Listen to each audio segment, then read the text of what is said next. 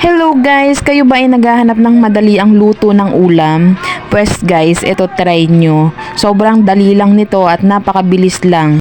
Eto nga at nagpainit na ako dito ng tubig, saka ko nilagay yung sibuyas at saka kamatis.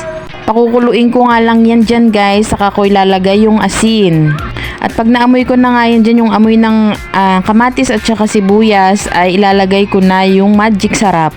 Kalahating magic sarap lang yung nilagay ko dito. At ayan nga lang yung mga pampalasa na ilalagay ko dyan. Pag kumulo na nga yan, ay inilagay ko na nga rin itong ating matambakang isda. Fresh na fresh nga yung matambakan na nabili ko dun sa palengke namin guys.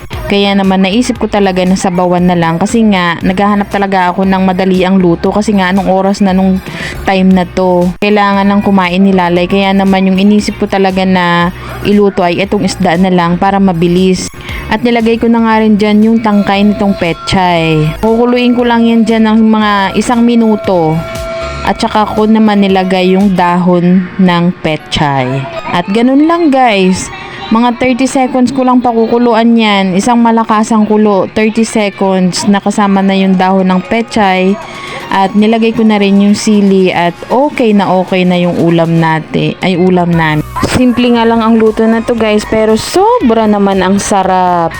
Sabaw pa nga lang nito, panalo na. Kaya naman, subukan nyo na rin. Basta kasi talaga madali ang luto guys. Ito isda, mabilis talaga itong lutuin. Basta may sabaw at saka isda, ayan mabilis lang talaga yan lutuin. At saka tinanong ko rin kasi si Lalay kung ano yung gusto niyang ulam. Ang sabi niya ay fish na may sabaw. So ayan, nagsabaw na nga ako ng isda para naman makakain si Lalay ng madami-dami. Kasi gusto talaga ni Lalay yung mga may sabaw. At eto na nga, luto na siya. O diba guys, napakasarap niyan. At napakasimple at napakadali lang talagang lutuin. Kaya naman, subukan nyo na rin. Tara na at kumain. O siya, at hanggang dito na lang aking mini vlog. Thank you for watching guys. Love you all. Mwah!